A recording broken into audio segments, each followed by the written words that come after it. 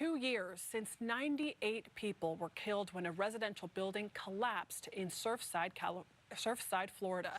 This morning, a remembrance was held, and overnight, a torch lighting at 1:22 a.m.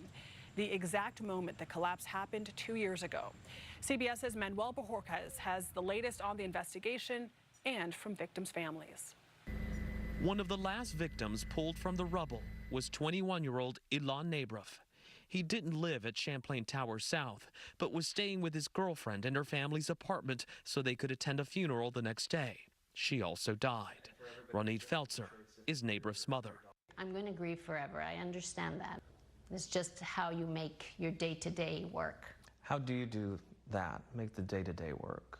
I almost live as if Ilan were still with us. I don't think about him not being here. It's going to be such a wonderful day. Impossible to let go of the son, a beloved University of Chicago student who was so full of promise. He was very kind. He had a soft look to him, and he was fun. The tributes to the 98 lost are happening amidst the backdrop of a federal investigation into what caused the building to collapse on June 24, 2021. Earlier this month, investigators released preliminary findings pointing to flaws in the building's design and construction, specifically a pool deck that seemed unable to withstand its own weight. Alan Kilsheimer is an independent investigator. And the question would be, is it a column that supported the pool deck, or is it the pool deck itself, right? Those are two different things.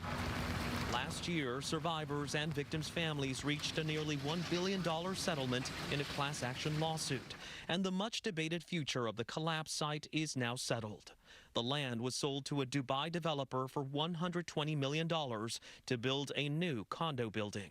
The families are now pushing for a permanent memorial in Surfside. I do know that other people never received the entirety of the bodies, so for them, that still is a place that's sacred to them. There should be a memorial. We should always remember that a building collapsed and that 98 people were killed. Manuel Bojorquez, CBS News, Miami.